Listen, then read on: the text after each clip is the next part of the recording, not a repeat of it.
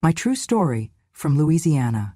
They plotted to burn me alive in the SUV after secretly buying a $5 million 0-cents life insurance policy in my name. They thought I'd die quietly. I lived loudly. And legally. That SUV is just like her, looks polished but reeks of decay. Just a shell. Disgusting. I cannot even sit in the same room with her. Why is she still here? She smells like mothballs and death. As long as she's breathing, I have to pretend to care. I am so tired of it. She needs to die already so we can collect the insurance. I stood behind the bedroom door, holding the cup of tea they had asked me to bring. My hands trembled, but not from the weight of the porcelain. It was the words. So sharp, so deliberate, they pierced through me, cleaner than any knife could. The tea rippled in the cup, and for a moment I thought it would spill, but I just stood there, frozen, listening. That house, that very room, was mine once. I had picked out the wallpaper, chosen the curtains with lace edges, bought the dining table that still sat in the kitchen. My late husband and I had built our life in that house from scratch. Every inch bore the fingerprints of love, struggle, and frugal patience. And yet now, after he was gone, I had become a tolerated ghost in my own home. They did not know I was standing there. They never looked back to check if the woman they talked about was within earshot. To them, I was a fixture, an old sofa they could not yet throw away. I gripped the teacup tighter and stepped away, careful not to make a sound. When I reached my room, I locked the door for the first time in years. After my husband passed away, I lasted 4 months alone. The house felt too quiet, too hollow. I had thought the silence would be peaceful, but it was heavy. Every room reminded me of him, of us, of the way we used to laugh at the news while folding laundry or dance slowly in the kitchen after dinner, even into our 60s. My son Robert had offered, at least back then it sounded like an offer, for me to move in with him and his wife Alicia. "It'll be easier for you, Ma," he said. "No more driving, no more cooking, no more bills." It had sounded reasonable, even kind. He asked me to transfer the deed to the house just to avoid future complications. He was my son, my only child. I trusted him. So I signed. They moved in a week later. At first, things were polite. Not warm, not exactly welcoming, but polite.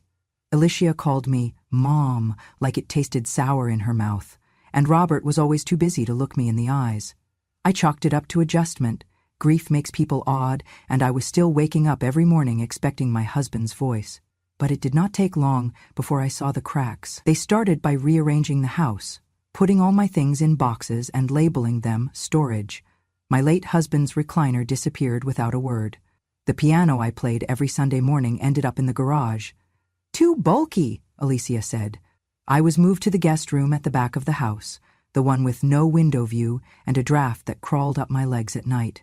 I said nothing. I tried to stay out of their way, to be helpful, to not bother. Then came the subtle isolations. Alicia cooked meals, but I always found my plate already covered in plastic wrap on the table, separate from theirs. They ate in the dining room, I ate in the kitchen. My coffee mug disappeared one day. When I asked about it, Alicia said, "It was old and chipped. I threw it out. You can use the disposable ones." The bathroom down the hall, once shared, was suddenly labeled Robert and Alicia only in bold red letters. I was to use the half bath in the laundry room, the one with the creaky door and broken sink stopper. My towels were moved out. So were my toiletries. Even the dog, a golden retriever named Benny, who used to sleep at my feet, began to avoid me. Alicia did not like dog hair, so Benny was not allowed in my room anymore. Still, I tried. I bought groceries, I ironed Robert's shirts, I watered the plants. When Alicia had a cold, I brought her tea. She did not drink it. And now this. The words I overheard were not a slip of frustration. They were plans. Not just impatience or weariness, but eagerness. A desire for me to die. For money. Insurance? What insurance? My heart beat so hard in my chest I could hear it. I sat on the edge of my bed, that lukewarm cup of tea still in my hand, and stared at the wall. It had faded just slightly from sunlight over the years. I remembered painting it with my husband, laughing when we accidentally used the wrong shade. Now that wall was the only thing still familiar in this house. Everything else had changed. I was not safe here. I was not wanted. I was not loved, but I was awake now, and I was not ready to die. 2 days after I overheard them plotting, Robert came home with a surprise. "Got you something, Ma," he said, flashing a grin that did not quite reach his eyes. "Come outside." Alicia stood behind him with her arms folded, a forced smile pressed against her face like lipstick on a crack. I followed them out to the driveway. There it was, a dark gray SUV. Shiny, clean, big. "For you," Robert said, dangling a key fob in front of me. "So you can get around more easily. Grocery store, church, whatever you like. No more depending on us." I blinked. It was strange. Just last week, Alicia complained I was too old to be trusted behind a wheel. Now suddenly I was being handed keys to a brand new vehicle? I reached for the keys with cautious fingers, and Robert dropped them in my hand with a triumphant little nod. "It's all yours, Ma. We even added you to the insurance policy, made it official." Official. That word echoed like a stone down a well. Alicia stepped forward and opened the driver's side door for me as if I were a guest at some dealership event. We had it detailed and everything. "Smells like new, right?" It did. The leather smelled untouched. The dashboard still had that protective film. The back seat had a plush new blanket folded neatly in the corner. I should have asked questions. I should have wondered why, after months of cold shoulders and cruel comments, they were suddenly acting like the children I remembered. But I did not. Instead, I smiled. I told myself maybe they felt guilty. Maybe Robert realized what he said. Maybe Alicia had a change of heart. Maybe, just maybe, the idea of losing me had shaken something loose in their souls. They started doing other things, too. Robert offered to drive me to my doctor's appointment. Alicia came back from the pharmacy with new pills, saying the doctor had prescribed a mild sleep aid to help me rest better. I had never seen the prescription pad. I never met that doctor, but they said it was all taken care of. They were just trying to help me rest more. They invited me to go for walks, at the park no less. Alicia packed a blanket and snacks. Robert helped me into the SUV like a chauffeur. We sat by the water. I told them stories. I do not know why I started telling them things I had buried for decades. Maybe because I wanted it to be real. Maybe because I missed being seen. I talked about the little classroom I used to teach in, back when I was just Miss Geneva from the parish schoolhouse. I told them about the Christmas we gave each student mittens, and how I had to stay late to sew patches into mine so the kids would not see the holes. Robert stared at the lake. I told them about the time he brought home his first ribbon from the state spelling bee, how I had taken a photo of him with a disposable camera and framed it for our hallway. That frame, I noticed, was no longer on the wall. Alicia nodded politely, chewing her snack. Robert said nothing. He did not even blink. It was like he was waiting for me to stop talking. Later that night, I opened the new bottle of sleeping pills. The label had my name on it, but the pharmacy name looked odd. I had never heard of it. It was out of town, in some small place I had never visited. The pills were light blue, unfamiliar. I stared at them in my palm and felt the chill creep up my spine again. This was not kindness. This was choreography. A perfect little dance to lull me into stillness. The SUV was not a gift. It was a stage. A set piece for a story they were writing without my consent. The story of an old woman, tired, confused, drifting off behind the wheel and dying tragically in a fiery accident. Except I was not confused, and I was not tired. Not anymore. The house was dark, and the air felt thick. I had woken up with a dry throat, my tongue stuck to the roof of my mouth. It was one of those humid Louisiana nights when even the walls seemed to sweat. I slipped on my slippers, careful not to make noise, and made my way toward the kitchen. The hallway creaked under my steps, soft as whispers, but something else caught my ear. Voices. I stopped. It was Robert and Alicia. Their bedroom door was cracked open just slightly, the sliver of light casting a thin, sharp line across the floor. "Are you stupid?" Robert hissed. "If the car explodes, it has to look like an accident. No evidence, no questions. You want to go to jail over this? Then check the damn device again," Alicia snapped back. "I do not want to end up in prison for $5 million. That thing better go off right when she's on the bridge. No delays, no malfunctions." My breath caught. My hand instinctively went to my chest, pressing against the trembling that had suddenly taken hold. "She is barely functioning anyway," Alicia continued, her voice growing louder. That SUV is just like her, looks polished but reeks of decay, just a shell. Disgusting. I cannot even sit in the same room with her. Let's get this over with, Robert. I want to be in Hawaii before winter. Silence, then a sigh. Robert, calmer now, muttered, "We'll time it. The bridge is 2 miles from the gas station. We make sure the ignition timer activates halfway across. That's it. Boom. Burnt frame. Case closed." I stood there, frozen, the cup I had meant to fill still in my hand. My legs felt like wax, barely holding me up. I backed away slowly, praying the floorboards would not betray me. When I got back to my room, I locked the door and collapsed against it. They were planning to kill me. Not metaphorically, not passively, not by neglect or cruelty. They had planned it. They had talked about the logistics, the timing, the method. Alicia had called me a shell, disgusting, something to be discarded. I stared into the darkness of my room, my hands shaking. My heart beat so loudly it seemed to echo through the mattress, through the floor, like a warning drum. For a long time I sat there in silence, just breathing, just trying to stay conscious. All the pieces clicked: the SUV, the sudden kindness, the sleep aids, the restful drives to the edge of town, the way Alicia watched me buckle my seatbelt, like she was memorizing every detail for the police report, the whole show, the production, the performance they had staged with me as the unknowing star. Except now, I knew. And it broke something inside me, not in the way people talk about heartbreak or betrayal. It was quieter, colder. I did not feel grief, I did not feel rage, I felt removed, as if my soul had stepped slightly outside my body, just enough to see things clearly. What I saw was not a son. What I saw was not a family.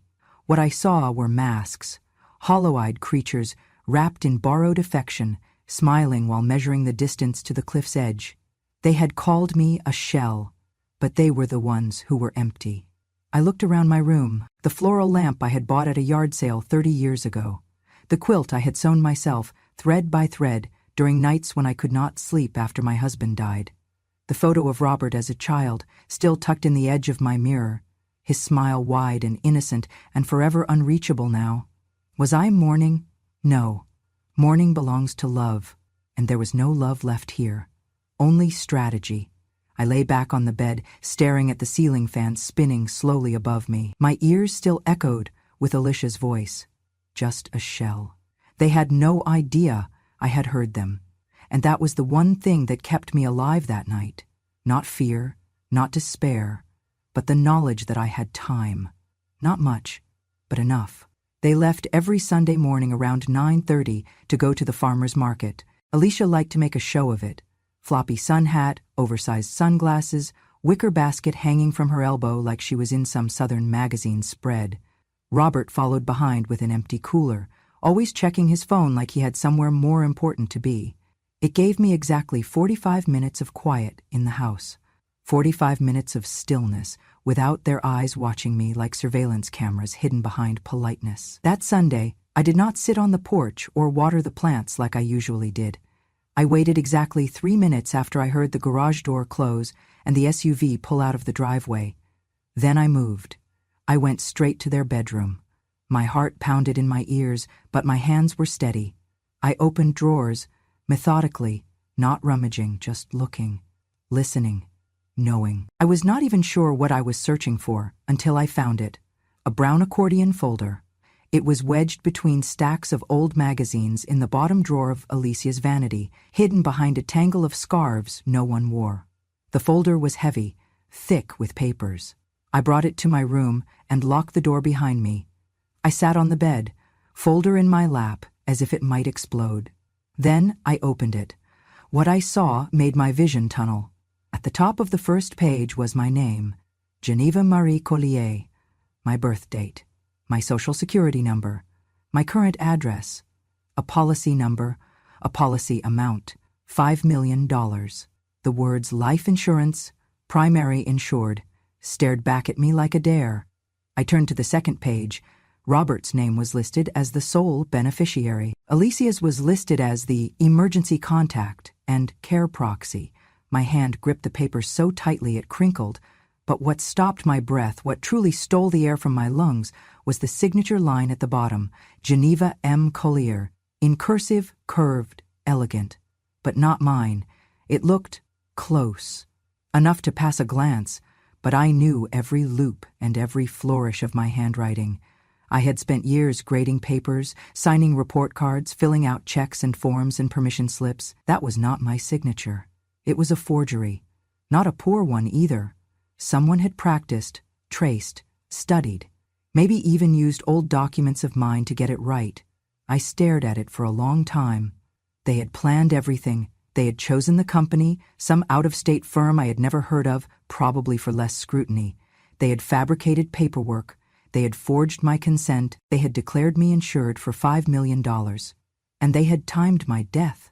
I flipped through the rest of the folder with surgical precision. Inside were emails between Alicia and an insurance agent. She referred to me as our aging dependent. She asked questions about accidental death clauses and whether a fire caused by vehicle malfunction would be eligible for payout. She even requested expedited processing because I was in declining health. I saw one note from Robert to the agent. Please keep all correspondence confidential. She is elderly and doesn't handle stress well. I nearly laughed. That is how he described me, a liability in a bathrobe. I found a receipt for a device purchased online. A custom ignition relay timer, wired to trigger combustion through an app. The delivery address was our home. The name on the invoice was Alicia's. In the back of the folder was a final document, a typed letter of intent, drafted but not signed, written in first person, supposedly from me. It stated that I had requested Alicia to handle my estate and that I had gratefully accepted the gift of a new vehicle to encourage my independence. The gall, the precision. They had built a coffin out of paper and signed my name across the lid. I sat there for what felt like hours, staring at the stack of evidence in my hands. I thought about the Sunday pot roasts I used to make, the Christmas stockings I handmade for Robert, the time I gave Alicia my late mother's brooch because she said she had nothing nice to wear to church. All lies. All that kindness, returned with legal murder. I was not crying. Tears belonged to heartbreak. This was something colder. Something steelier. This was war. I slipped the folder back into its place, careful to leave every scarf as I had found it. I closed the drawer slowly, listening to the soft click as it shut. Then I walked back to my room and sat on the bed again. I looked at the mirror. I saw my own eyes, tired, yes, but no longer foggy. I had seen their plan. Now they would see mine. I took out my old address book. The pages were brittle, the ink fading, but one number stood out like it had been waiting for this day. Evelyn Thomas, attorney at law, retired, but not idle. She had been my best friend in high school. We had lost touch, as people do, but we exchanged Christmas cards every year, and I had kept her number tucked between pages like a pressed flower. I dialed. She picked up on the second ring. "Evelyn speaking," I breathed. "Evie. It's Geneva." A pause. "Jenny? Jenny, my God, it's been... Are you okay?" I looked down at the folder, still warm in my hands. "No," I said, "but I think I'm ready to be." And for the first time in a long time, I felt the faint outline of something rise inside me. Not hope, not yet, but resolve. And that would do. Evelyn Thomas arrived 3 days later. She drove herself in a dusty blue sedan, wore oversized sunglasses, and stepped out of the car like she was walking into a courtroom. Her silver-gray hair was tied back tight, and her blazer was crisp despite the Louisiana heat. She looked every bit the woman I remembered, sharp, poised, with that same no-nonsense energy that used to make the boys at school go silent. I opened the door, and for a second we just stared at each other. "It's been a while," I said softly. "Too long," she replied, stepping in and hugging me so hard I thought my ribs might shift. She smelled like peppermint and old books. We didn't waste time on tea or cookies. Evelyn set her bag on my kitchen table, pulled out a slim black folder, a small digital recorder, and a yellow legal pad. "All right," she said, clicking her pen. "Tell me everything. Slowly. No detail is too small. And don't hold back, Ginny. I need the whole truth." I sat down, hands clasped tightly in my lap. I told her everything, from the moment Robert invited me to move in, to the subtle cruelties, to the SUV gift. to the overheard conversation about the ignition timer. I described the forged signature, the $5 million 0 cents life insurance policy, Alicia's emails about vehicle malfunction, and the letter of intent I never wrote. Evelyn listened without interrupting, only nodding occasionally or scribbling furiously. When I finished, she leaned back in her chair, folded her arms, and said, "These two idiots think they're smarter than the law. That's their first mistake." I almost smiled. She tapped her pen against the legal pad. "We're going to do this right, Geneva. No confrontations, no accusations. Not yet. We build, we gather, we time it." She handed me a tiny recording device. "You'll keep this on you whenever you're in the house. They'll slip up again, they always do. Get them on tape, clear, unambiguous words. I'll handle the rest." We spent the afternoon scanning documents. She photographed every page of the insurance folder. She used a magnifying glass to compare my real signature on old checks and letters to the forged one. "Not even close," she muttered. "Their arrogance will be our evidence." That evening we went to look at the SUV. Evelyn was careful, gloved, precise. She opened the hood, checked under the dash, peeked into the trunk. She took pictures of the wiring near the ignition. "This isn't standard," she said, pointing to a device with unfamiliar wiring. "This is a retrofit.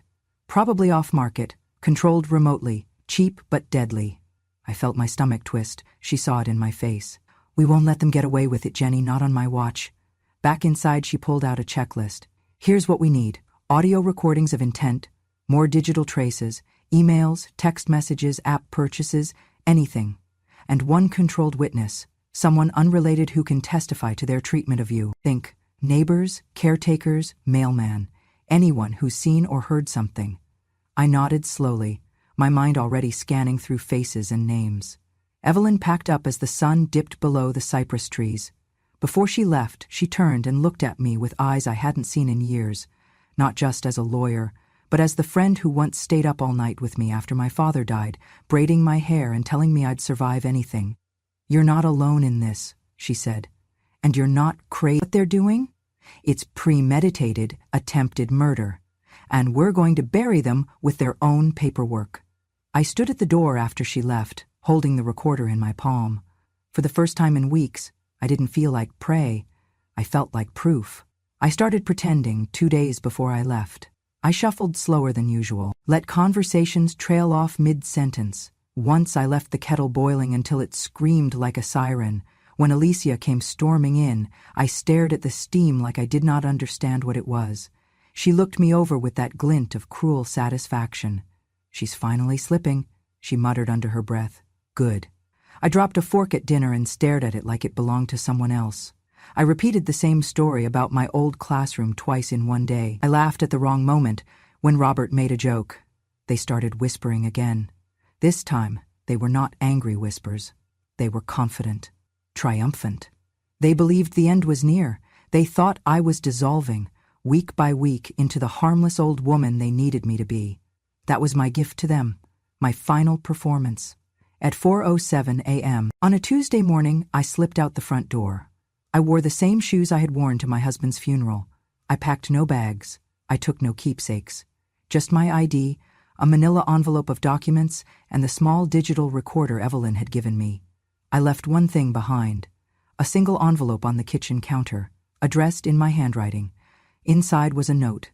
"Your mother didn't die in an accident. She walked away." I walked 3 blocks before calling the car service Evelyn had arranged. The driver did not speak much. He was kind. Did not ask why an old woman was climbing into the back seat with eyes that looked like winter. He dropped me off at a safe house Evelyn had secured near Baton Rouge.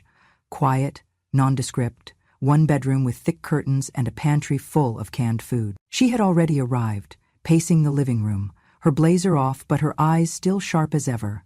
"You made it," she said. "I always do," I replied. Within an hour, she had filed the formal complaint. She called the Bureau of Alcohol, Tobacco, Firearms, and Explosives, ATF, not just the police. The ATF had jurisdiction over vehicle explosives and tampering devices. She submitted everything: the photographs, the forged signature analysis, the insurance documents, the email prints, and, most damning of all, the audio recordings. The recordings were clear, crystal, Alicia's voice, laughing. "That SUV is just like her, shiny on the outside, rotten underneath." Robert, whispering back, "Timer set. Once she hits the bridge, it's done." The case was flagged as priority. Within 48 hours, a federal investigative unit was assigned. 2 agents showed up at the house under the guise of a vehicle recall investigation. Alicia let them into the garage with a smile, still wearing her designer robe. Robert hovered behind her, half interested, half distracted. They had no idea they were being watched, recorded, documented. The agents examined the SUV. One took photos, the other opened the dashboard panel and removed a strange device connected to the ignition wires. They said it was part of a routine diagnostic, and left within the hour. That night, the lab confirmed the worst. The device was a combustion relay. It was wired to activate through a custom app, one available only on Android platforms with sideload access. They tracked the source.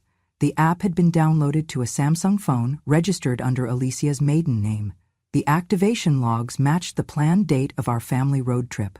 It had been scheduled to go off precisely 9 minutes after ignition, coinciding exactly with the time it would take to reach the steel bridge over the bayou. Had I driven that morning as they expected, I would have died in flames over a body of water too remote for witnesses and too deep for questions.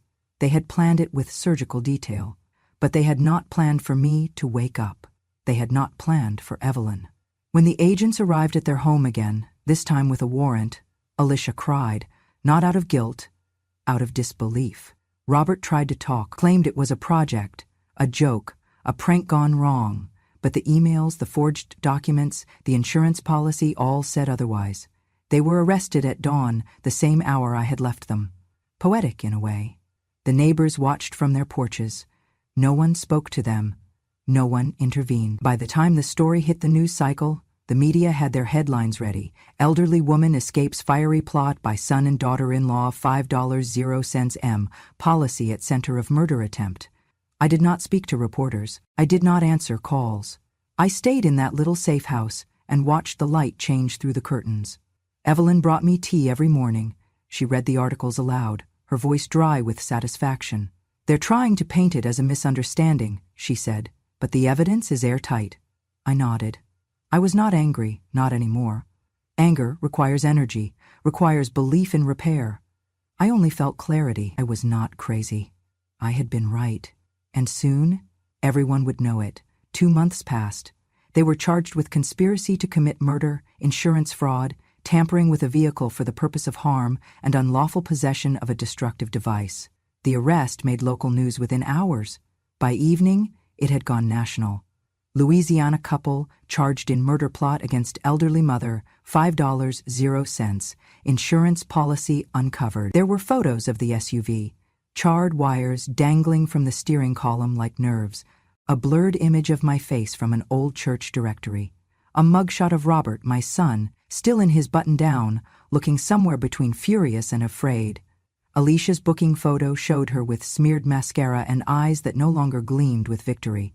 The prosecution moved swiftly. The evidence Evelyn had built was airtight. Documents, recordings, digital forensics, the device itself, and their own voices tying the noose around their plans. There was no room for denial, just delay. But eventually the trial date arrived. I attended. I wore black, not in mourning, but in truth. Black was the color of clarity, the color of absence, the color of what they had tried to reduce me to. I sat in the front row of the courtroom, back straight, face unreadable. They did not look at me when they were brought in. Alicia kept her eyes down. Robert, I watched him scan the benches, searching for someone who might offer him comfort. He did not find it. He was thinner, paler, as if the very guilt had carved through him. But I did not feel pity. I did not feel anything except a sharp, humming stillness. The trial lasted 5 days. The prosecution laid out everything. They showed the jury the policy, the forged signature, the email threads. They played the recordings in full, Alicia's voice laughing, Robert's voice detailing their timeline, the app logs, the ignition schematics, the code in Alicia's phone. It was overwhelming in its completeness. The defense tried to argue intent versus action. They said it had all been theoretical, a bad joke, a misunderstanding between stressed spouses caring for a difficult elder. They painted me as paranoid, unstable, maybe even delusional, until Evelyn took the stand. She presented everything with surgical calm. She dismantled their arguments with precision, with dates, timestamps, expert testimony from a handwriting analyst, and 2 ATF investigators. The jury watched the recordings. The gasps were audible. On the 4th day, Robert asked to speak. He stood, face drawn, eyes wet, and looked toward the jury, then me. "I'm sorry," he said, his voice cracking. "It was Alicia's idea. I didn't mean for it to go that far. It wasn't supposed to happen. I didn't think she'd actually do it." He turned to me. "Mom, please. You know I wouldn't really hurt you. You know me. Please. Say something. Please." I did not respond. Not then. Not yet. On the final day, just before closing arguments, the judge asked if I wanted to speak. I stood. My knees ached, but my spine did not bend. I walked to the witness stand slowly, deliberately. The courtroom fell completely silent. I looked at the jury, then at my son, then at Alicia, and I said, "You should have ensured your dignity first. It was worth more than the car you burned for." I turned, and I walked back to my seat. The courtroom stayed silent for a beat longer than normal. Then the judge nodded. The trial continued. The jury deliberated for 3 hours. They came back with unanimous verdicts. Guilty on all counts. Sentencing was scheduled for the following month. The judge denied bail. Robert and Alicia were led out of the courtroom in shackles, their future burning down the way they had hoped mine would. I left the courthouse quietly. No reporters, no cameras. Just Evelyn beside me, her hand lightly on my elbow. "You didn't have to speak," she said. "I did," I replied. "I needed to remind them what they'd tried to erase." She nodded, and we walked into the Louisiana sun, brighter, somehow, than it had been in months. I live in a small apartment now, tucked away near the Mississippi River, where the wind smells faintly of wet earth and river salt. It is not grand, but it is mine. There is a single bedroom, a narrow kitchen, and a window that lets in the soft golden light of early mornings. I rise before the sun most days, just as I used to. I boil water in a worn steel kettle, spoon out exactly 1½ teaspoons of black tea, and wait for the steep. No rush, no voices, no footsteps behind me pretending kindness, just peace. The first sip always burns, just a little. It reminds me I am still here. No more whispered insults passed behind cracked doors. No more icy plates left alone on cold countertops. No more pretending not to hear the weight of contempt. Now it is only me. And the quiet. I write. In a leather-bound journal Evelyn gave me, I write down what I remember. Not just of the fire they tried to light, but the years before. My husband's laugh. The scent of gardenias in the spring. The soft weight of Robert as a baby, asleep on my chest. I write it all. Because I refuse to let the story end with flames. Every Sunday, I send Evelyn a letter, short, always handwritten. I tell her what the birds are doing, what the river looked like at dusk. I tell her I'm learning to bake again, that I found a new favorite book. She always writes back, sometimes with case updates, sometimes just to share a memory from our youth. I do not go near SUVs anymore. I walk everywhere. I take the bus. Sometimes I just sit by the river and watch tugboats churn slowly past, dragging their weight across water the color of dusk. I do not see Robert. I do not answer when his lawyers write or when distant relatives call just to check in. Their voices are full of questions they never asked when I needed them. I owe no one anything now, but I owe myself honesty. So I hung a sign beside my door, small, wooden, hand-carved by a local vendor down by the docks. I told him exactly what I wanted it to say. He looked at me sideways when I recited it, but he didn't ask why. He just nodded and said, "That's powerful." It hangs just below the doorbell. Plain letters, no fancy scrawl. It says, "I didn't die in that SUV, but the lie they built did." Sometimes people stop and read it. Sometimes they ask if it's from a book. I just smile and say, "Not yet." And then I close the door, quietly, peacefully, and alive. Thank you for staying with me through the end of my story. It was not easy to tell. There are some betrayals so quiet, so slow, so planned, that you almost miss them while they happen, until you're standing in the ashes of what they tried to do, holding proof that your life was never theirs to write off. I lived through it. I lived through the kind of silence that could have killed me if I had not decided to listen to my own voice again. And if you're watching this, I want you to remember something very simple, very true. Your story is not over just because someone else says it should be. Sometimes, the people you raised, the ones you fed, protected, sacrificed for, are the very ones who try to erase you. But silence is not surrender, and survival is not weakness. It is power, it is memory, it is justice that walks slowly but never forgets. So, if you're still here, if this story touched you, if it reminded you of something buried deep or made you sit a little straighter in your chair, then I ask you to do one thing. Subscribe to Grandma True Stories, because this is where the quiet women finally speak. This is where our memories aren't dismissed as too much or too old or too sad. This is where our truth, raw, complex, often painful, is honored. You'll find more stories here, stories of grandmothers and mothers, wives and sisters, women who were overlooked, underestimated, and silenced until they chose to speak. These aren't fairy tales. These are real moments from real lives, shared so that no woman has to feel invisible ever again. So hit that subscribe button, turn on notifications, and share this video with someone who needs to hear it. Maybe it's a caregiver, maybe it's a daughter, maybe it's you. Because in this world, there's too much noise and not enough listening. And when a grandma finally speaks, you'll want to hear every word. Thank you for listening. And thank you for believing that our stories still matter. We're not done yet, not by a long shot.